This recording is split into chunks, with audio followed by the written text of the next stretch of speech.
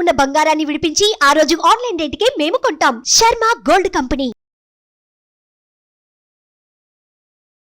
నమస్తే, welcome to Suman TV. నేను మీ యామ్ని.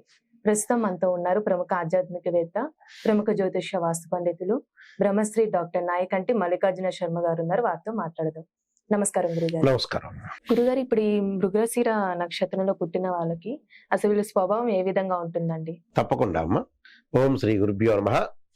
మృగశిర నక్షత్రంలో పుట్టిన వాళ్ళందరూ కూడా కుజమహర్దశలో జననం అనేది జరుగుతుంది వాళ్ళకి. అయితే పుట్టినప్పుడు ఇది సంపూర్ణ శుభప్రద నక్షత్రం అంటారు. అంటే ఎలాంటి శాంతులు లేకుండా ఉంటుందని అర్థం. మృగశిర నక్షత్రంలో జన్మించిన వాళ్ళు 1-2 పాదాల్లో జన్మించిన వాళ్ళందరూ కూడా వృషభ రాశికి చెందినవాడు. 3-4 పాదాల్లో జన్మించిన వాళ్ళందరూ కూడా మిథున రాశికి చెందినవాడు. అంటే కృత్తికా, రోహిణి, మృగశిరార్థం వృషభం అంటారు. మృగశిర 3-4 పాదాల తర్వాత అవి మిథున రాశికి వస్తాయి. ఇప్పుడు మొత్తం 4 పాదాల్లో కుజమహర్దశలో జన్మిస్తారు కాబట్టి చిన్నప్పుడు కుజదోషం గురించి భయపడాల్సిన పని లేదు వీళ్ళు. అంటే చిన్నప్పుడే కుజమహర్దశ అనేది వెళ్ళిపోతుంది. అంటే ఇది ఎగ్జంప్షన్ నక్షత్రం అనేది కాదు, కానీ 13 నక్షత్రాలు కుజదోష రహిత నక్షత్రాలు ఉన్నాయి.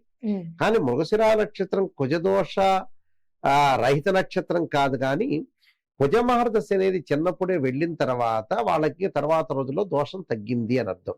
అంటే 50% వాళ్ళ కుజ దోషం అనేది ఉండదు అని అర్థం. అది క్లారిటీ పాయింట్ వీళ్ళకి తెలుసుకోవాల్సింది ప్రజలందరూ కూడా. ఎందుకంటే చిన్నప్పుడే కుజమహర్దశ వెళ్ళిపోయింది అనుకోండి, పెద్ద ప్రభావం చూపించదు కుజదోషం యొక్క ప్రభావం అనేది నేను చెప్పేది. వీళ్ళ యొక్క స్వభావాన్ని మనం తీసుకున్నట్టయితే ధనవంతులు, ఉత్సాహము, విజయం సాధించే అవకాశం ఉంటుంది. అలానే ప్రతి దానిలో కూడా కొంత ఆలోచన సరళి బాగా పెరగటం, అలా ఆలోచన సరళితో పాటు ప్రతి విషయాన్ని కూడా ఆలోచన చేయటం, అలానే శత్రువును జయించటం, చురుకైన ప్రవర్తనను కలవాడు, ప్రతి విషయంలో కూడా ఒక విశేషమైన అనుభవాన్ని సంపాదించే అవకాశం బాగా ఎక్కువ ఉంటుంది. అంటే ప్రతి విషయంలో కూడా కొంత అనుభవాన్ని, ఎక్స్పీరియన్స్ సంపాదించే అవకాశం ఎక్కువ ఉంటుంది. అలానే కొంత వ్యాపార సంస్థల్లో కానీ ఉద్యోగం సంబంధించిన విషయాల్లో కూడా అనుకూలంగా ఉండే ప్రయత్నాలు ఉంటాయి. అయితే కోపం అనేది అప్పుడప్పుడు వస్తూ ఉంటుంది వీళ్ళకి.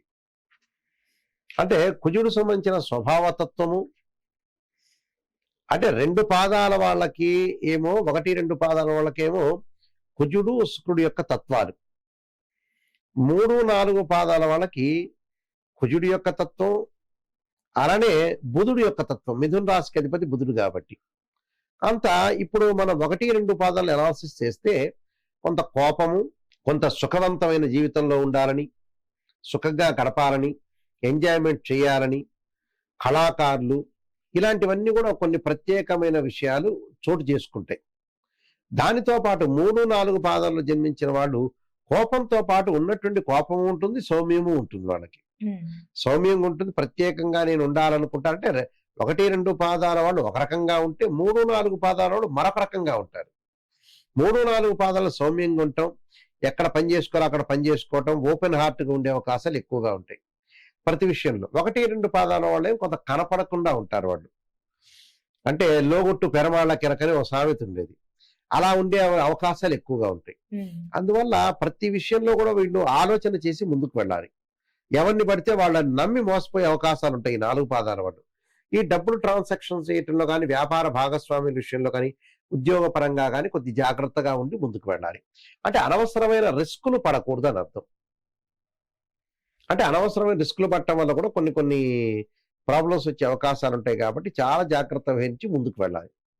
రిస్క్ అనేది ఇక్కడ తీసుకోకూడదు. అంటే ప్రతి పనిలో కూడా డబ్బులు ఖర్చు పెట్టినా కూడా అనవసరమైన రిస్క్ తీసుకోకూడదు. అంటే వ్యాపార పరంగా కానీ ఉద్యోగ పరంగా నష్టం జరిగే అవకాశం ఉంటుంది వీళ్ళకి. కాబట్టి మనం ఏం చేయాలో దాన్నే చేస్తేనే వీళ్ళు పర్ఫెక్ట్గా ముందుకు వెళ్ళగలుగుతారు. లేకపోతే వీళ్ళు పర్ఫెక్ట్గా ముందుకు వెళ్ళే అవకాశం అనేది ఉండదు ఇక్కడ. వివాహం సంబంధించిన వ్యక్తులకి కుజుడు యొక్క దోషం ఉండదు కాబట్టి వాళ్ళకి కొంచెం మంచి సంబంధాలు కొద్ది ట్రాక్ వచ్చే అవకాశం ఉంటుంది. అలానే మన జాతకాన్ని కూడా ఫుల్ ప్లేడ్గా చూడాలి. రాశిచక్రం, నవాంశం, భావచక్రాలు ఇవన్నీ కూడా అనాలిసిస్ చేసి ముందుకు వెళ్ళాలి. అది కూడా చాలా ఇంపార్టెంట్. దానితో పాటు ఏదైతే మనం ప్రత్యేకంగా విషయాన్ని మనం ఆలోచన చేస్తే ఈ నక్షత్రం వాళ్ళు మృగశిర నక్షత్రంలో ఏదైతే జన్మించిన వ్యక్తులు ఉంటారో వాళ్ళు కొన్ని కష్టపడి పైకి వచ్చే అవకాశాలు ఎక్కువగా ఉంటాయి. అంటే ఒక్కొక్క స్టెప్ వేసుకుంటూ వచ్చే వాళ్ళు ఎక్కువ మంది పర్సంటేజ్ అనేది ఎక్కువగా ఉంటారు. అంటే ఎక్కువగా ముందుకు వెళ్ళాలంటే స్టెప్ బై స్టెప్ ముందుకు వెళ్తుంటేనే వీళ్ళకి అనుకూలమైన పరిస్థితులు వచ్చే అవకాశం బాగా ఎక్కువ ఉంటుంది. కానీ స్త్రీలకు వచ్చేటప్పటికల్లా అన్ని ఆలోచనలు బాగా పెరగటం, అనుకున్న పనులన్నీ కూడా చేసే అవకాశాలు బాగా ఎక్కువ ఉండటం, అలానే ధార్మిక కార్యక్రమాలు, కీర్తి ప్రతిష్టలు, విద్యార్థులకు కూడా మంచి పీరియడ్ ఉండే అవకాశం ఎక్కువ ఉంటుంది. విద్యార్థులకు వచ్చేటప్పటికల్లా వాళ్ళు కుజమార్గదశలో జన్మిస్తారు. తర్వాత ఎంబటే రాహు మార్గదశ, తర్వాత గురు మార్గదశ వస్తుంది. అంటే విదేశాలకు వెళ్ళే అవకాశాలు ఎక్కువగా ఉంటాయి ఈ నక్షత్రం ఈ నక్షత్రం వాళ్ళు. ఈ నక్షత్రం వాళ్ళు 1, 2, 3, 4 పాదాలు జన్మించిన వాళ్ళందరూ కూడా విదేశాలకు వెళ్ళే అవకాశాలు బాగా ఎక్కువ ఉంటాయి. కాబట్టి ఆతృత పడాల్సిన పని లేదు, కానీ ఆలోచన సరళితోటి ముందుకు వెళ్తే వీళ్ళకి మంచి జరిగే అవకాశం ఎక్కువగా ఉంటుంది. అంటే ఈ నక్షత్రం వాళ్ళు ఎక్కువగా అంటే ఏ దేవుణ్ణి ఆరాధిస్తే మంచిదండి? ఈ నక్షత్రం వాళ్ళు సహజంగా మృగశిర నక్షత్రంలో 1, 2 పాదాల వాళ్ళు అంగారకుణ్ణి, అమ్మవారిని ఆరాధన చేయాలి. అంటే సుబ్రహ్మణ్య స్వామి యొక్క ఆరాధన, అలానే నాగదేవతల యొక్క ఆరాధన చేయాలి. 3, 4 పాదాల్లో జన్మించిన వాళ్ళు విష్ణు సహస్రనామ పారాయణం చేయాలి. విష్ణు సహస్రనామ పారాయణం చేయాలి, అలానే అమ్మవారి యొక్క ఆరాధన చేయాలి. చేస్తే చాలా మంచి, అంటే లైఫ్ లాంగ్ చేయాల్సింది అది కంపల్సరీ కూడా. వీరైతే కందులు దానం చేయటం, అలానే పెసలు దానం చేయటం చాలా మంచిది. అంటే దాని యొక్క దోషం పోవటానికని. అదొకటి. వాళ్ళు రోజు కూడా మంత్రాలన్నీ కూడా పఠించుకోవచ్చు. పఠించుకోవాలంటే అంగారకాగ్ధే శక్తి స్థాయి ధీమే తన్నో భౌమ ప్రచోదయాతని అంగారకుడి యొక్క గాయత్రి మంత్రాలను పఠించుకోవాలి.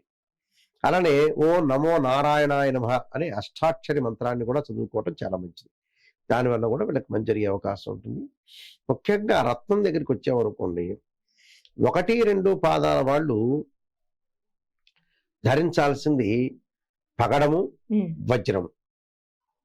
3, 4 పాదాల వాళ్ళు ఉన్నారు కదా, 3, 4 పాదాల వాళ్ళు చేయాల్సింది ఏంటంటే ముఖ్యంగా పగడం కానీ, లేకపోతే ఎమరాల్డ్ స్టోన్ అంటే ఆకుపచ్చని స్టోన్, బుధుడు సంబంధించింది, అది పెట్టుకోవటం మంచిది.